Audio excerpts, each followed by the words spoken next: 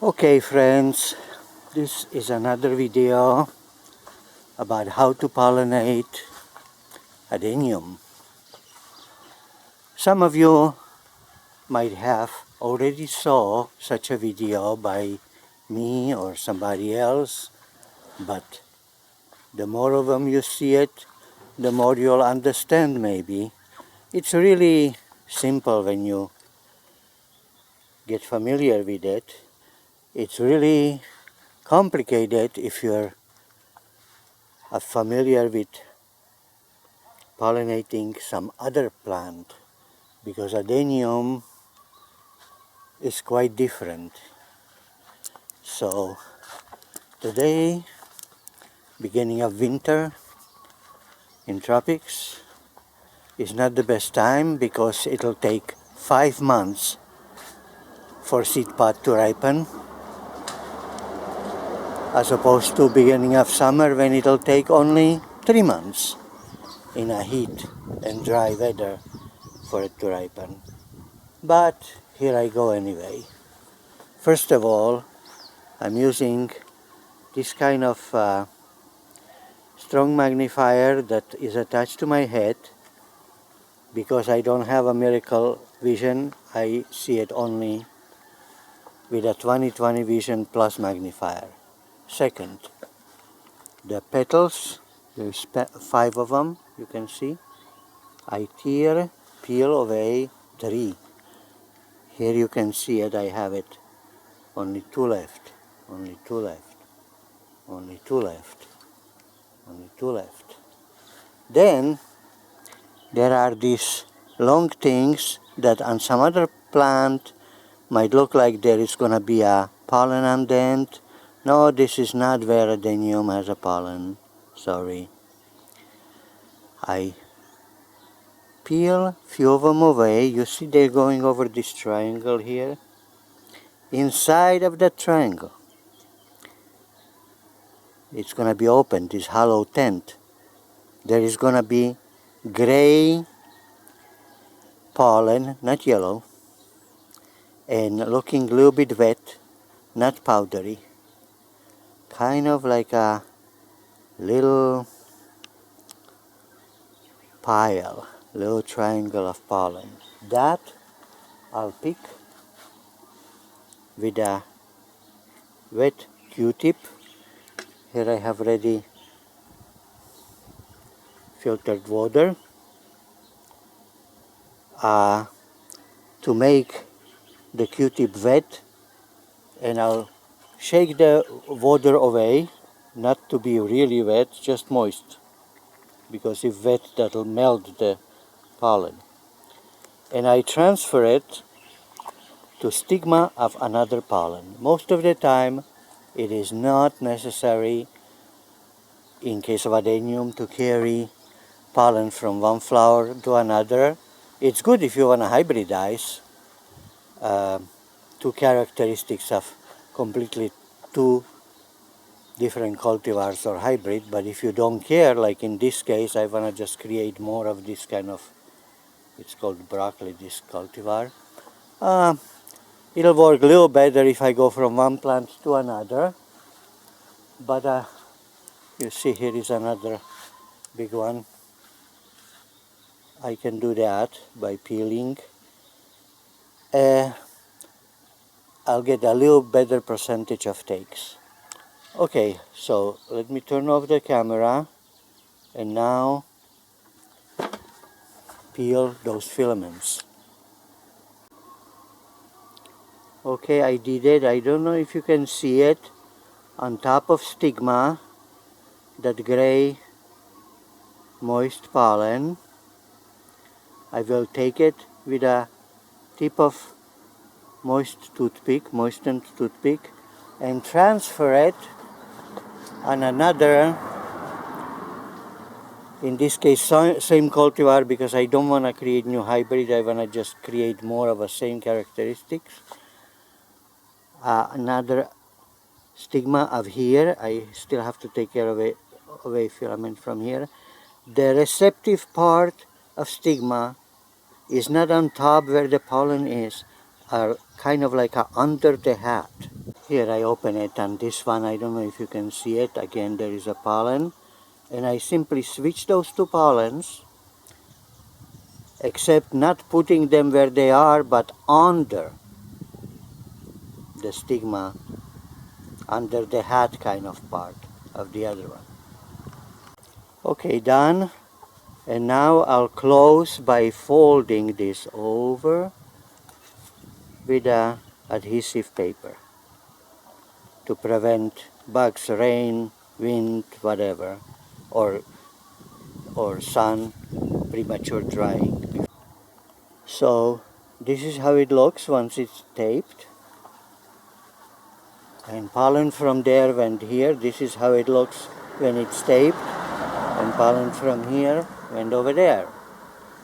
And this one, how I'll do it multiple times, because not each one will take.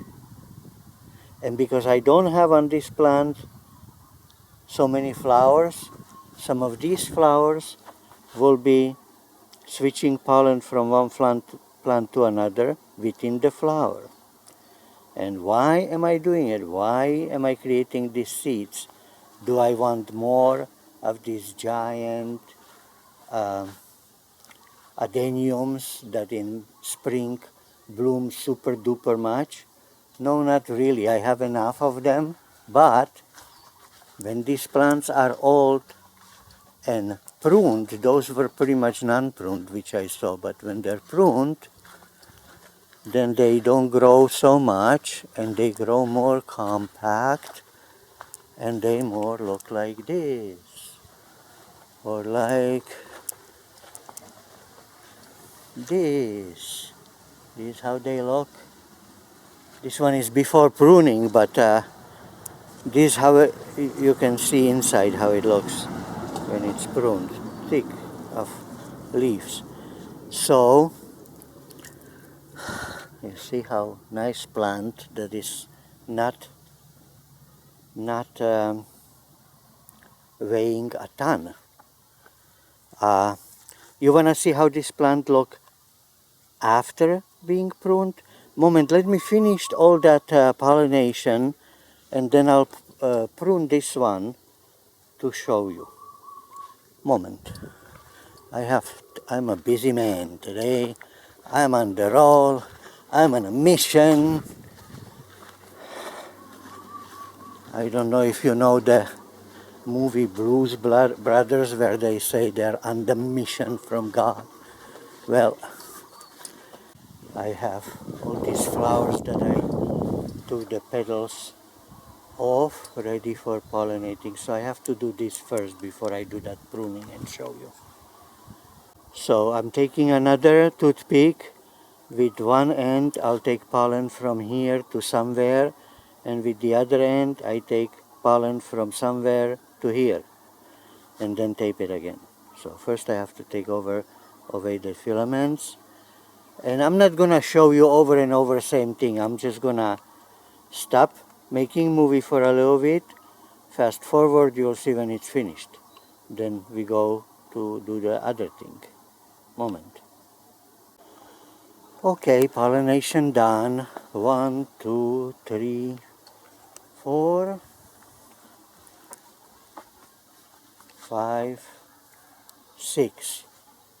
I opened more of them, but some had no pollen, because if they had a flower pointing upward like this one, the morning drizzle filled it up and melted the pollen. So from 6, something will work, and 5 months from now, there'll be seeds. And now, I'm gonna show you how I pollinate. These were a little bit pollinated, maybe once or twice. But how I pollinate, I'm sorry, what am I talking about? Now I'll show you how I prune. These were a little bit pruned once or twice. But how I prune the adenium broccoli that I want to be very compact, which I do about 3 times a year. like this one or this one. I'll prune half of it, then I'll show you how it looks, half and half. Then I'll prune the other half, and then it'll take about a month till plenty little new branches, new leaves appear. Here I have another one that I did many times like that. You see this one? Oh, it's very thick, but this one is not ready yet for another pruning. This is how it's gonna look. The one that I'm gonna prune now, this one, a month or two later. The side branches like this one, I didn't prune long time because I want them to be thicker, to extend the, I want the crown to be more wide, so I'm leaving this for now. Okay, let me get for the pruning scissors and go for it. But before I do, I still forgot to tell you, I don't want to remember 5 months or so from now when the seed pods would ripen. What did I pollinate this with? Who is the papa? I use tags that I made out of cut old louvers because they are the kind of plastic that does not crack so easily from exposure to ultraviolet light, and it's cheap. And I mark it with pencil because pencil again does not fade as fast as any kind of pen that I tried, and does not wash with rain because rainy season is coming. Rainy season is coming. Rainy season is coming. Ta-dum, ta-dum, ta-dum. And now I'm going for that pruning I was talking about. So here I go. Take it easy, dear plants. I'll see you later, dear plants. Okie dokie, 5 minutes later, this is how it looks after pruning. And this is the half I didn't prune yet. These are the clippings. And sometimes I clip everything except the edges. It's called apical dominance, that the things in middle that are highest grow fastest. And if I prune each time whole, then this will be backwards in growth. The crown will be gradually a little bit shorter and shorter, which I don't want.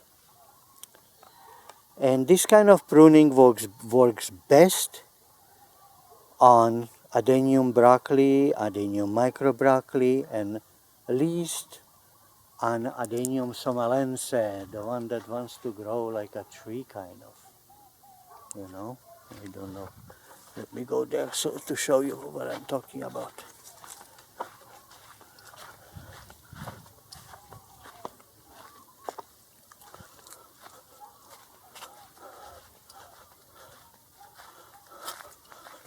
On this one, you see it wants to grow like a tree.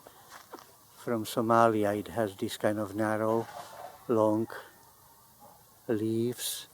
Even the flowers are more slender. This one, I mean, you can prune any one, but you don't get such a good thickening response. And then there are other ones. This is how the micro broccoli would look when it's very old, without any pruning actually. And there is this Adenium Mini, which in pink form and in red form will be quite thick without pruning the crown.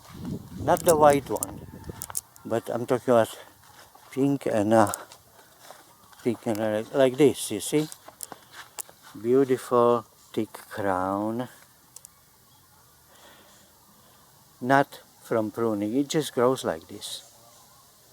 Okay? But it has no trunk. So the reason this one has a trunk is because with every pruning I lifted, I replanted a little higher, and so this is it's like from a fairy tale, Baba Yaga or something. Yeah.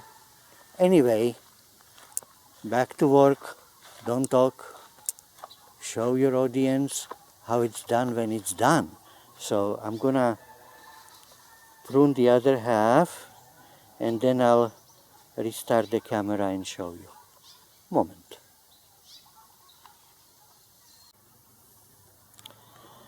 Okie dokie, artichoke. Here is the Adenium bonsai after pruning, which I'm doing 2, 3, 4 times a day. I mean a year, I'm trying to say, sorry. 2, 3, 4 times a year. Kind of a crew cut. Easy does it.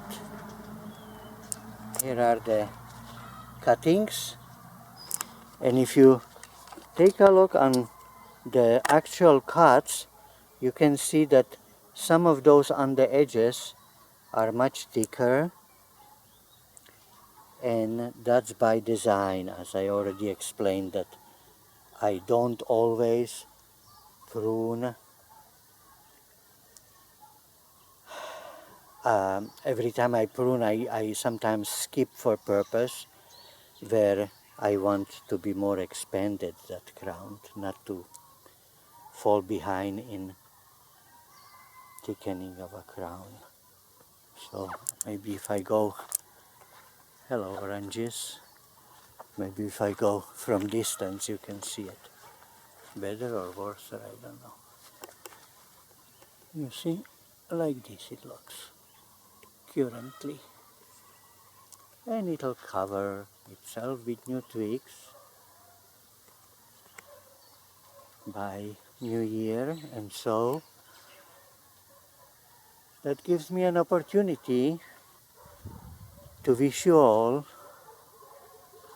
a Happy New Year almost 2 months from now. Bye bye, my friends. Happy New Year. Yeah, I'm the first one to wish it to you. Great.